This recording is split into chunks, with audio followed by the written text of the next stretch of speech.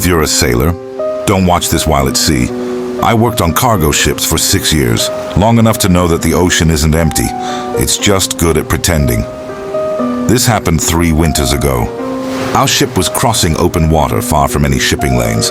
No land on the radar, no storms in the forecast, just black water and a sky that felt too close. The first thing that went wrong was the sound. The ocean went silent. Anyone who's been out there knows that's impossible. There's always something. Waves, wind, the hull groaning. But that night, it was like the sea was holding its breath. Then the sonar started picking things up. Not whales, not debris, shapes. Too many, all moving together, just below the ship, matching our speed. The readings went deep, far deeper than anything should have been able to surface from. We joked about it. Nervous laughter. That's how sailors survive. At 2:03 a.m., something knocked on the hull.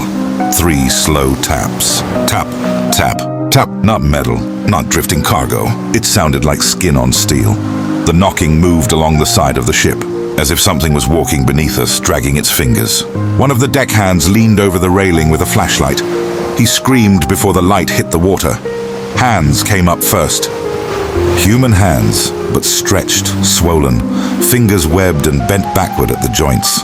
They gripped the hull like they'd done it 1,000 times before. Then the faces surfaced. They weren't monsters. They were people. Sailors, fishermen. Some wore uniforms older than any navy still alive. Their skin was pale and bloated, eyes clouded but aware. Mouths opened and water poured out, but they were still talking. They were calling our names. Every single one of us heard our own name being spoken. They told us things no stranger could know, things we'd buried, things we'd never confessed. One of them looked straight at me and said the name of my brother who drowned when we were kids. I answered back. That's the mistake. The moment I spoke, the ocean woke up. The water churned, glowing faintly blue as more shapes rose from below. Thousands of eyes opened beneath the surface, stacked on top of each other, going down farther than light should reach. The captain ordered us to cut the engines. The knocking stopped. The hands loosened their grip, and the voices all spoke at once. Not yet. By morning, the sea was normal again. No marks on the hull. No bodies. No evidence. 2 crew members were missing. No one reported it.